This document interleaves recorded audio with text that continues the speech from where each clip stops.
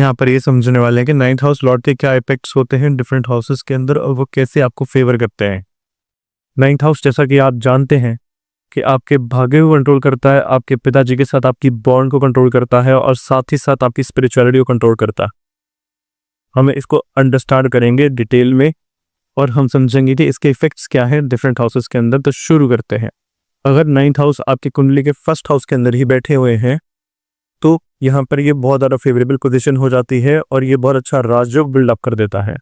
इतना अच्छा राजयोग बिल्डअप कर देता है कि आप लॉन्ग रन के अंदर अपने ट्रैवल्स के साथ बहुत ज़्यादा पैसा कमाते हैं और बहुत हाई चांसेस हैं कि आप ऐसे किसी काम में होंगे जहां आपको फ्रीक्वेंटली ट्रैवल करना पड़ता होगा। साथ ही साथ इन ट्रैवल जर्नीज के अंदर ही आपकी स्पिरिचुअलिटी को भी पीस मिलेगा, आपके माइंड को पीस मिलेगा और आपकी जो बॉन्ड होगी आपके फादर के साथ बहुत डीप होनी चाहिए। अंडरस्टैंडिंग शायद उतनी ना हो लेकिन बॉन्ड बहुत डीप होनी चाहिए।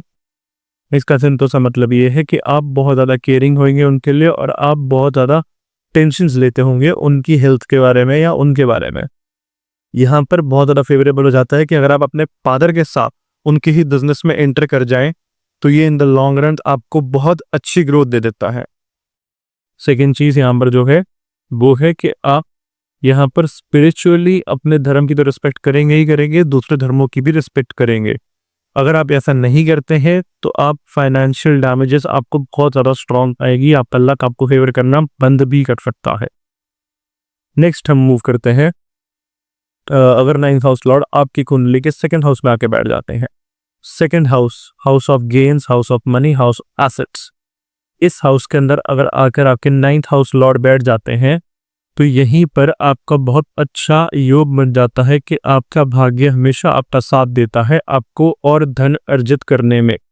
आप बहुत इजीली मनी क्रैक कर पाते हैं, आपके पास अपॉर्चुनिटीज बहुत ज़्यादा अच्छी आती हैं अपनी मनी को इम्प्रूव और उसके लेवल को बढ़ाने के लिए।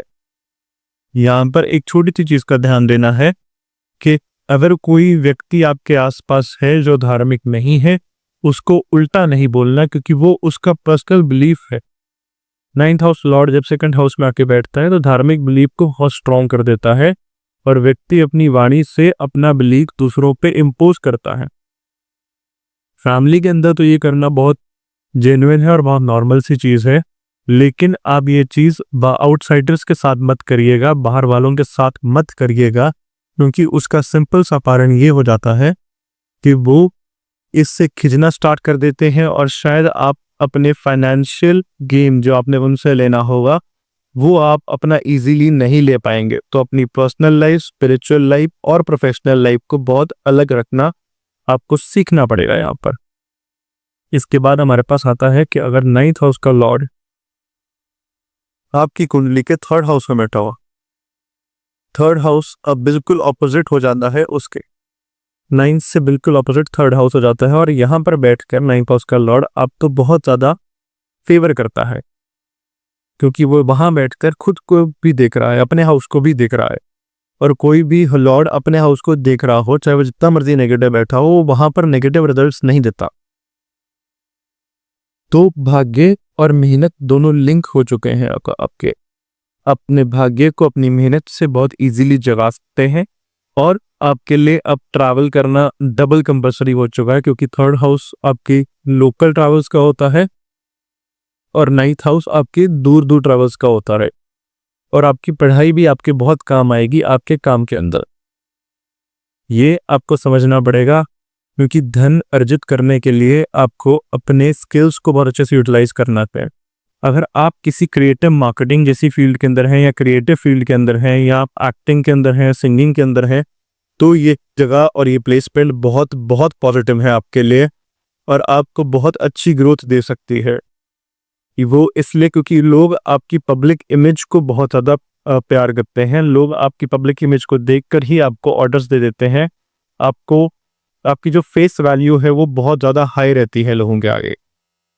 एक और चीज़ का यहाँ पे सिंपल सा ध्यान देना है कि अब भाग्य का स्वामी आपके धन के घर में आके बैठ गया है और साथ में स्पिरिचुअलिटी का भी लॉर्ड है वो।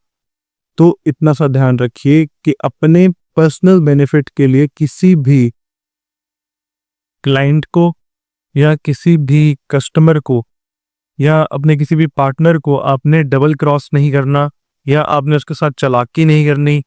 आपने ऐसा कोई काम नहीं करना जिससे स्पिरिचुअली वो चीज़ नेगेटिव में आ जाए, क्योंकि भाग्य साथ तब तक देगा जब तक आप स्पिरिचुअली उस चीज़ के अंदर फेवर आप ले सकते हैं, और वो फेवर आप तो तभी आ पाएगा जब तक आप एथिकली वो चीज़ें सही कर रहे हैं।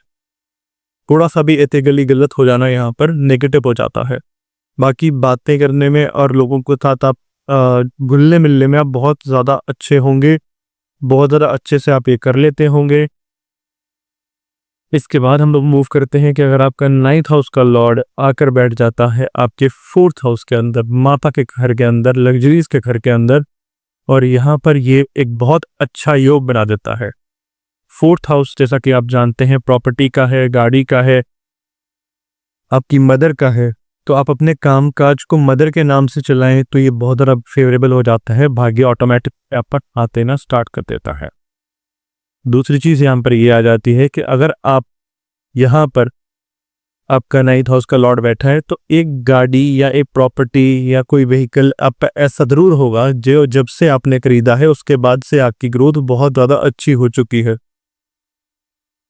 तो मैं आपको सजेस्ट ये करूंगा कि आप उस प्रॉपर्टी, उस व्हीकल के साथ ज़्यादा छेड़ाछाड़ी ना करिए। उसको बेचने का तो बिल्कुल भी मत सोचिए, क्योंकि उसका सिंपल सा अर्थ ये होगा कि आपने अपना भाग्य उठाकर किसी और को पड़ा दिया है, जो एक अच्छा या फेवरेबल पॉइंट नहीं है। आपको ये काम बिल्कुल भी नहीं करना है, क्योंकि ये करने से आपकी जो काम में उन्नति आई थी, ग्रोथ आई थी, वो सारी की सारी ठप पड़ जाएगी। आप बिल्कुल वापस ग्राउंड जीरो पर भी जा सकते हैं। ये एक बहुत बड़ी प्रॉब्लम हो जाती है। इसके बाद हम लोग मूव करते हैं कि अगर आपका 9th हाउस का लॉर्ड आकर आपके 5th हाउस में आके बैठ जाता है, 5th हाउस में आके बैठने के साथ आपको इन्वेस्टमेंट्स के अंदर बहुत बहुत अच्छी ग्रोथ मिलनी स्टार्ट हो जाती है। आप लॉजिकली इन्वेस्टमेंट्स करते हैं। आप ये भी देखते हैं कि आगे किसी इन्वेस्टमेंट किसी भी बंदे को ओवरराइड तो नहीं कर रही, कि किसी का नुकसान तो नहीं हो रहा मेरे पैसे कमाने के सिस्टम के अंदर। और साथ ही साथ जिस भी स्टॉक में, जिस भी प्रॉपर्टी के अंदर, जिस भी जगह पर आपने चीज खरीदी होगी, वो चीज आपकी ओवरऑल प्रॉपर्टी रह गई होगी। अप डाउन्स तो मार्केट में चलते ही रहते हैं, पर जो जिस डेट पे आपने खरीदा और जिस रेट पे आपने खरीदा और जिस रेट पे आप उसे बेचेंगे, वहां पर आप प्रॉफिट में ही जाएंगे उस चीज की। ये चीज बहुत ज्यादा सिंपल है और बहुत ज्यादा क्लियर है। लव मैरिज के बहुत अच्छे योग बन जाते हैं यहाँ पर, और ट्रू लव मिलने के बाद आपका भाग्य बहुत स्टेबली उदय हो जाता है। उसके बाद no looking back, sky is the limit. आप बहुत बहुत पैसा कमा सकते हैं, कोई उसके अंदर दो राय नहीं हो जाती।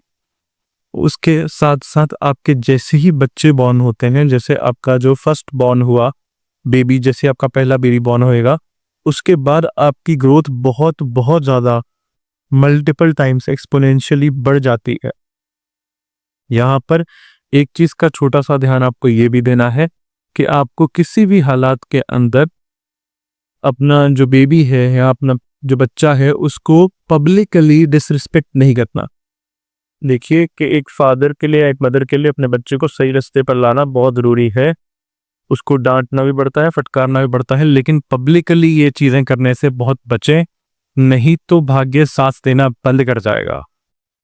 वो आपकी ग्रोथ के लिए आपके पास आया है और उसके बॉर्न होने के बाद ही आपके घर में बहुत ज़्यादा अच्छी ग्रोथ होनी स्टार्ट हो जाती है।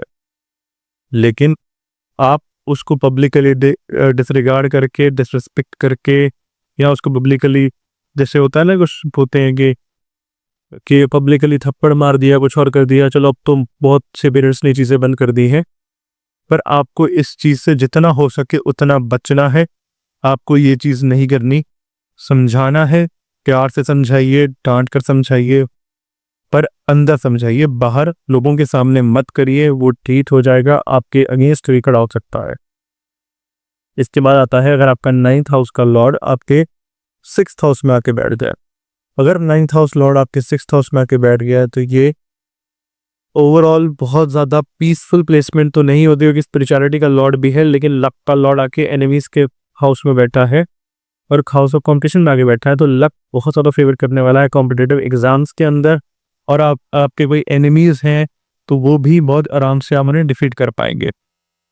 अगर कोई कोर्ट केसेस चल रहे हैं आपके नाम के ऊपर, या आपकी फैमिली में कोई पहले से कोर्ट केस चलता आ रहा था जिसका अभी तक कोई सोल्यूशन नहीं मिल रहा था, और वो जैसे ही आप परस्यू करना स्टार्ट करेंगे वो बहुत इजीली वो कोर्ट केस सॉल्व हो जाएगा और बहुत इजीली वो कोर्ट केस आप उसको गो थ्रू कर लेंगे। अगर कोर्ट केसेस आपके नाम के ऊपर चल रहे हैं और आपको उसके रिजल्ट्स अपने फेवर में आते हुए अभी नहीं लग रहे, तो शायद आपका 9th हाउस लॉर्ड डिप्लीटेटेड है, मतलब नीच का है, या वो अस्त है। तो उसका फिर उपाय ही करना पड़ेगा आपको, उसका कोई और हल नहीं होता। ये था हमारा आज का वीडियो। मैं इसका सेकंड पार्ट लेकर जल्दी ही आता हूँ। अगर आपको मेरा वीडियो पसंद आया हो तो मेरे चैनल को सब्सक्राइब जरूर कर लीजिएगा। Thank you.